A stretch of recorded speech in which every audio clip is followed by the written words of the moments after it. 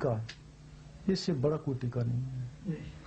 جس طرح ایک ٹیکہ مریض کو اس وقت لگاتے ہیں جب خطرہ ہو آدمی مر جائے گا، بس پھر اس وقت وہ ٹیکہ لگاتے ہیں۔ اسی وقت یہ ٹیکہ اس وقت لگاتے ہیں جب دیکھا اس کے قلب میں کوئی جان ہی نہیں مرنے والا، اس وقت یہ ٹیکہ لگاتے ہیں نا، نہیں سمجھے؟ اب مرنے والا ہے اس وقت یہ ٹیکہ لگتا ہے۔ یہ آخری حربہ ہے جو تمہارے اوپر استعمال کیا جا رہا ہے، اس سے آگے کچھ ہے؟ اس سے آگے کچھ نہیں۔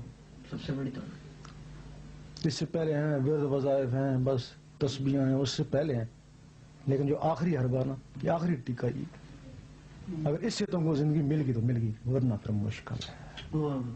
اگر اس سے تمہارا قلب چل پڑا، اس کو جس طرح تم کو زندگی چاہیے تمہارے ٹیکہ، اس طرح وہ قلب کا ٹیکہ ہے نا۔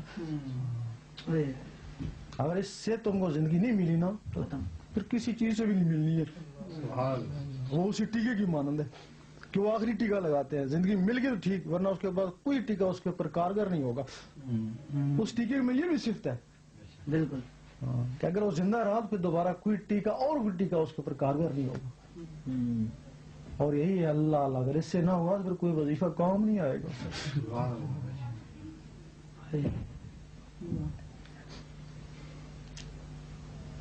یعنی اس سے ہدایت نہ ملی تو پھر ختم، پھر ہمیں ہدایت کا مقصد نہیں ہے، ہدایت تو قرآن مجید سے بھی ہو جاتی ہے، مقصد وہ جو اندر مخلوق ہے اس کے نا، اس کو زندگی چاہیے نا۔ اب وہ مرنے والی ہے، ٹیکہ چاہیے، یا تو مر گئی تو یا پھر اللہ اللہ میں لگی۔ جس طرح تم انسان ہو اسی طرح تمہارے اندر بھی انسان بستے ہیں نا، یہ ان کے ٹیکے ہیں نا۔ یہ جو ذکر قلبی سکھاتے ہیں یہ تمہارے لیے نہیں، تمہارے لیے تو زبان کی تسبیحیں ہیں نا، یہ تو ان مخلوقوں کی تسبیحیں ہیں نا۔ تمہارے اوپر کتنی مخلوقیں ہیں تمہارے اندر۔ اور جو آدمی کہتے ہیں، کوئی کہتا ہے میں نے خانہ کعبہ نماز پڑھی، حضور پاک کے روزے پہ نماز پڑھی، یہ جسم تو نہیں جاتا ہے نا، وہ جسم کے اندر کی چیزیں جاتی ہیں، وہاں ایک نمازیں پڑھتی ہیں، وہ جسم چلے بھی جاتے ہیں، مر بھی جاتے ہیں، اور پیچھے نمازیں پڑھتی رہتی ہیں۔ اور اس کا باقاعدہ ثبوت ہے نا کہ حضور پاک نے وہ جو بیت المقدس میں نماز پڑھائی تھی وہ مرے ہوئے کو پڑھائی تھی نا، پڑھائی تھی نا، وہ انہی چیزوں کو پڑھائی تھی نا، وہ جو ختم ہو گئے تھے، جسم ختم تھے، یہ چیزیں ان کی ختم نہیں تھی۔ تو پھر جب یہ نمازوں میں لگ جاتی ہیں تم مرتے رہنا قیامت تک، قبر میں تم رہو گے، قبر سے اٹھ کے نماز نہیں پڑھ سکو گے، لیکن یہ قیامت تک نمازیں پڑھتی رہیں گی، اور ان کی نمازیں پھر یہاں مولوی کے پیچھے نہیں ہوگی، تو مولوی تک جا سکتے ہو بڑی مشکل سے، ان کی نمازیں حضور پاک کے پیچھے ہوں،